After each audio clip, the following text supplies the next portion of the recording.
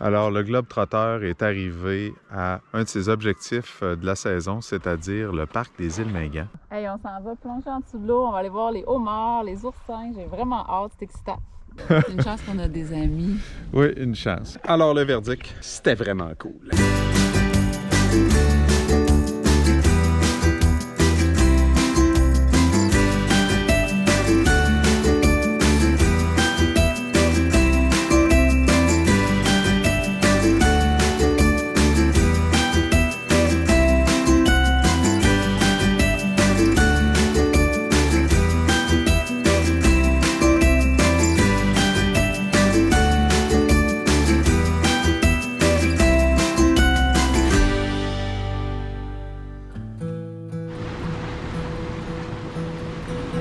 L'équipage du convoyage de l'année précédente est de nouveau réuni sur le Globe-Trotter. Cette fois, ce sera pour explorer les merveilles que la Côte-Nord a à offrir. Premier arrêt, l'archipel des Sept-Îles. À un moment donné, le genois va pogner dans le vent. Okay? Et là, je vais avoir à peu près 1 à 2 secondes devant moi pour en tirer le maximum. Pinch, toujours le sens horaire.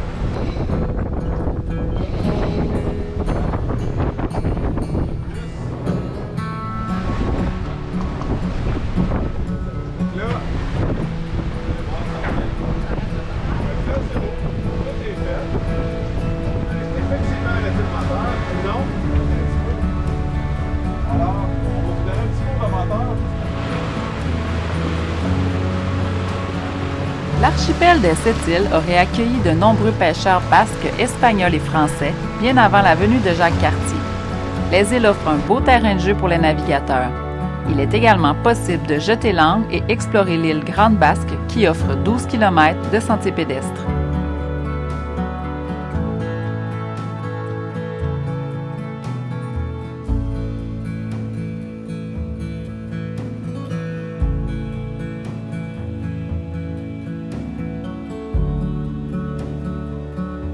Ça sera pas la Guadeloupe, mais on a décidé d'essayer notre stock de plongée pour la première fois ici dans la Côte-Nord. On est arrivé dans l'archipel de Sept-Îles hier. Fait que la gang a vu plein de homards hier. Il y a tout un tas de roches proches de où est-ce qu'on est ancré. Hey, on s'en va plonger en dessous de l'eau, on va aller voir les homards, les oursins. J'ai vraiment hâte, c'est excitant.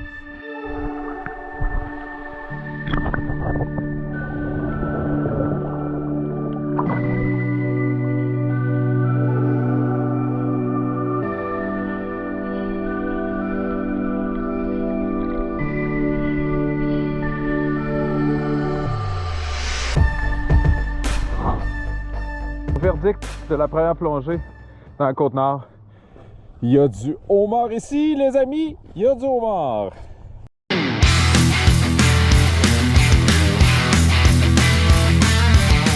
5 heures du matin, on est en train de se lever. On est sur le point de lever l'ancre et de partir vers Mingan. Alors, on se réveille ce matin avec un gros brouillard épais qui nous entoure. Donc, ça va être une bonne navigation dans 90 000 nautiques. Alors, le brouillard ne sera pas trop tannant pour partir d'ici parce que c'est pas mal une ligne droite jusqu'à Mingan. On va ramasser la cuisine et tout. On a fait un petit peu hier. Alors, il y a des cadavres du party en question un petit peu partout. La réserve de parc national de l'archipel de Mingan comprend une trentaine d'îles calcaires et plus de 1000 îles et îlots granitiques. On y retrouve la plus grande concentration de monolithes d'érosion au monde. On peut également y observer une faune et une flore riches et diversifiées. Quoi de mieux que d'y aller en voilier et choisir sa destination selon le vent? Alors, le Globe-Trotter est arrivé à un de ses objectifs de la saison, c'est-à-dire le parc des îles Mingan. On se trouve actuellement à côté de l'île aux Perroquets, qui est la première île à l'ouest. Les conditions sont super belles, il n'y a presque pas de vent. Alors, ça nous permet de nous mettre à l'ancre, puis on espère faire dodo ici. On va à tout le moins souper, profiter du coucher de soleil. Puis on a eu droit à des spectacles d'oiseaux magnifiques, entre autres là, des macareux. Je pensais même pas qu'on avait ça au Québec avant de faire des recherches sur Mingan. Puis on a un phare, on a des oiseaux partout, une ambiance sonore extraordinaire. Regardez ce qu'on a qui s'en vient. En plus, un coucher de soleil!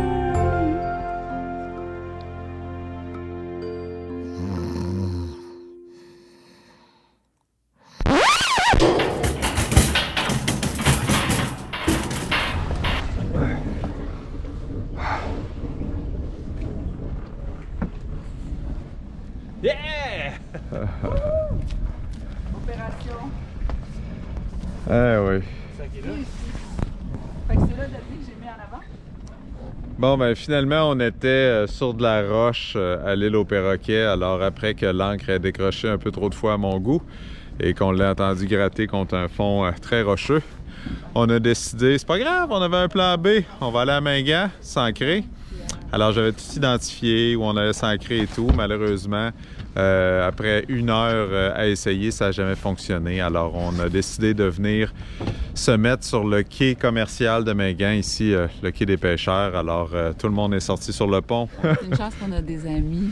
Oui, une chance. Il est où le bateau? Il est où le bateau? On est maintenant le matin. On est à Mingan. Et là, la marée a descendu beaucoup. Alors, on est sur un quai commercial, là, un quai de pêcheurs, puis les techniques d'amarre sont complètement différentes parce que le quai, contrairement à une marina, ne bouge pas avec le bateau. Alors, quand on est arrivé hier dans le milieu de la nuit, on a eu la présence d'esprit d'augmenter de vérifier les marées. On avait 6 pieds de marée.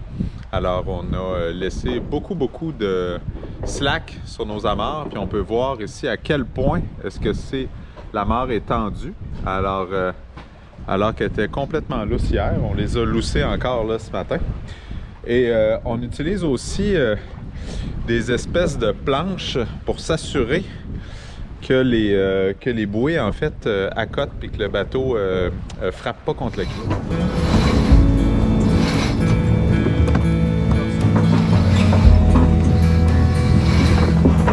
On a une température exceptionnelle, un ciel bleu, un soleil.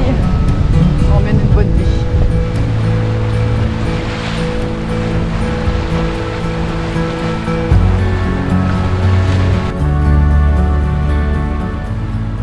Tout l'équipage du Globetrotter est enfin arrivé à la baie de Quarry, qui est un endroit, une baie spécialement aménagée pour les voiliers. Il y a un beau quai pour arrêter. Il y a même des coffres sur lesquels on peut s'attacher pour la nuit. C'est vraiment super cool. Il y a des kilomètres et des kilomètres de sentiers. Là, actuellement, on est dans le sentier de la Falaise avec toutes sortes de monolithes, de choses à regarder. C'est vraiment super bien aménagé. Et la température est absolument parfaite. Comme vous pouvez voir, je suis en camisole, c'est rare. Oh, les monolithes. Je sais pas c'est quoi ce genre de... Je sais pas c'est quoi ce genre de roche-là, hein? Ah, je sais pas si on entend bien, mais... On dirait qu'on tasse de la vitre.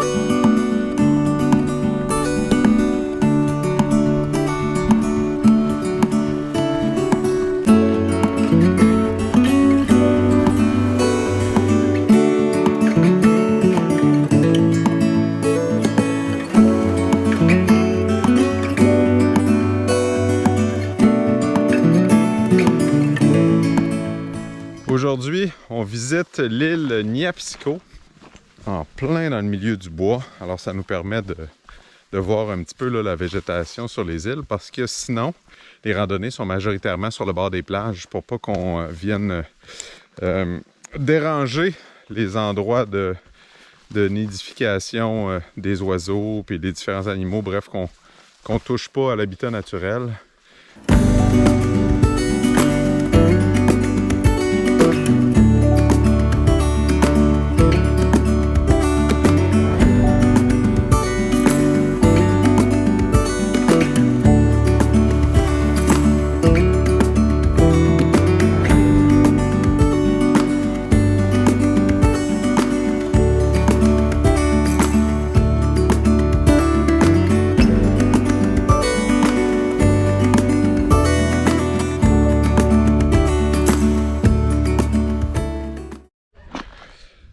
Alors, le verdict pour l'île Niapsiko, c'était vraiment cool.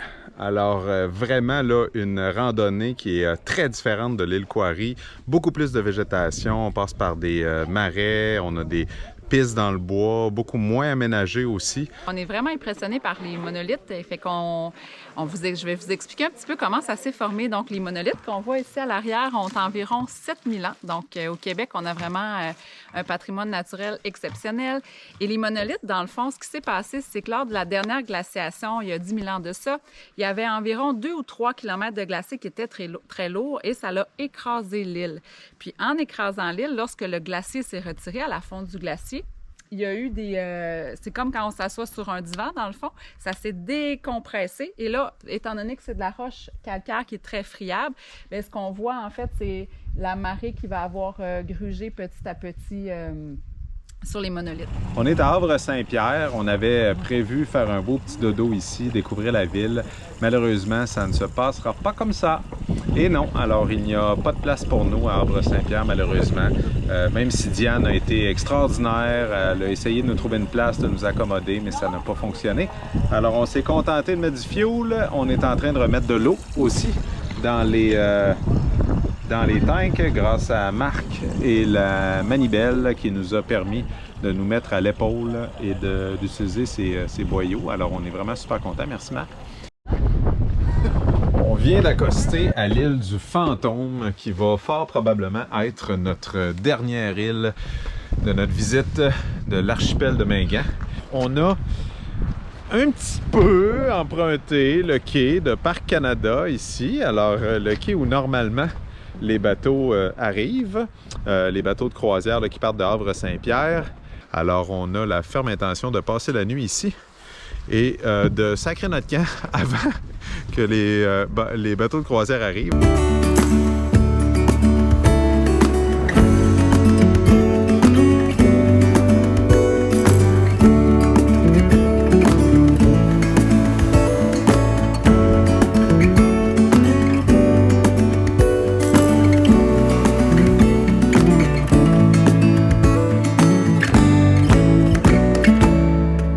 J'ai fait quelque chose de nouveau. J'ai ouvert un plan de navigation avec la carte côtière.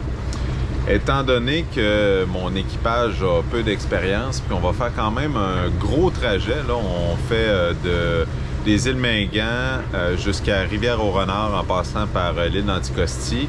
Il annonce du gros temps, des bons vents, mais des vents parfaits pour faire le trajet qu'on a à faire. Tu appelles la garde côtière, tu vas dire essentiellement d'informations sur ton équipage, combien de gens sont à bord, évidemment le chemin que tu entends prendre et surtout ton heure approximative d'arrivée. Alors, eux, à cette heure-là, s'ils n'ont pas de tes nouvelles, ils déclenchent une opération de sauvetage. Donc, c'est vraiment important de ne pas oublier de les appeler ou de répondre si jamais ils t'appellent. On vient d'arriver à l'île d'Anticosti, un endroit absolument extraordinaire du Québec, et le quai est fait pour essentiellement détruire les bateaux ou décourager toute forme de plaisancier de venir ici. C'est vraiment, vraiment dommage. Mais c'est pas grave. Bon, au moins, on a un super de beau vent, puis on va aller directement à Rivière-au-Nord.